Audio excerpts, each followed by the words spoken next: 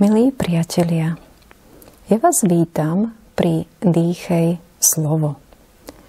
Máme nedeľu Krstu Pána a ňou sa podľa liturgického kalendára završuje vianočné obdobie. V Evanjeliu tejto nedele nám Lukáš hovorí o udalosti, ktorá sa odohrala pri Jordáne, kde Ján krstil.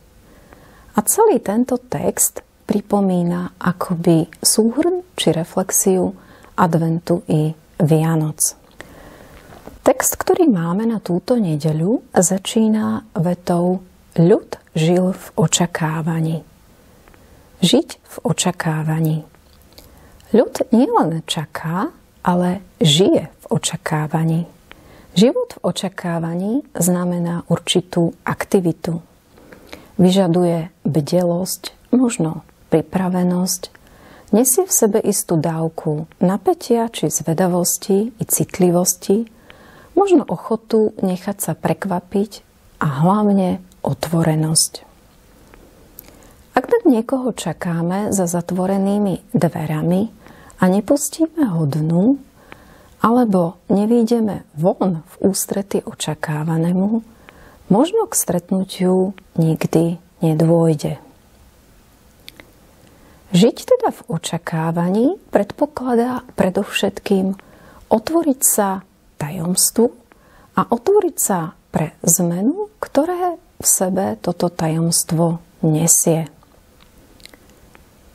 Izraelský ľud žil v očakávaní, celý izraelský ľud žil v očakávaní, no nie všetci stretli a uzreli spásu. Čo to môže znamenať pre mňa v mojej realite? Čo znamená pre mňa žiť v očakávaní? Úryvok Evanjelia nám ponúka hneď príklad v osobe a postoji Jána Krstiteľa. Ján svojim životom a postojom i konaním hovorí pravdu a ukazuje ju tým, ktorí prichádzajú, teda ľuďom, ktorí túžia po zmene a cítia i tušia, že on pozná cestu k pravde.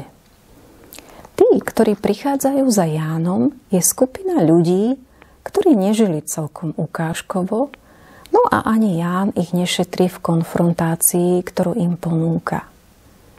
Je pravdivý a priamy. I keď sú jeho slova ostré, ľudia ostávajú a počúvajú s otvorenosťou. Ján autentickosťou svojho života ukazuje na väčšiu a vyššiu pravdu. Na pravdu, ktorou je osoba, pravdu, ktorou je Kristus. Ján posúva a smeruje ľudí ku Kristovi. Hovorí o ňom ako o darcovi života, o darcovi ducha. On vás bude krstiť duchom a ohňom a daruje vám svetlo. Ako je to s mojou ochotou a otvorenosťou pre tajomstvo, pre pravdu, s otvorenosťou pre zmenu, ktoré toto tajomstvo do môjho života prináša? Úryvok končí rozprávaním o tom, ako Ježiš prichádza za Jánom a prosí o krst. Samotný Ján je zaskočený týmto postojom Boha. Možno aj on mal inú predstavu o Mesiášovi, ktorý má prísť, no práve tu sa otvára tajomstvu, ktoré má pred sebou.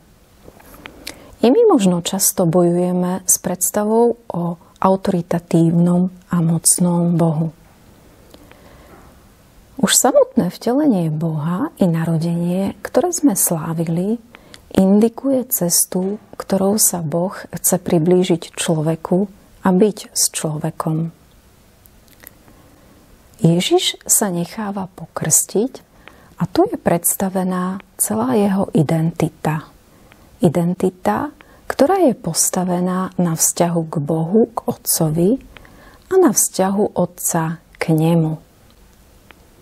Je tu prítomná celá Trojica. Otec, Syn i Duch. Toto je môj milovaný syn, v ktorom mám zaľúbenie. V týchto slovách je vyjadrené prúdenie lásky, ktoré je jadrom Boha. Boh nám tu poodhaľuje svoje vnútro, svoje jadro a pozýva nás do svojho súkromia. Otvára nám dvere do nového sveta.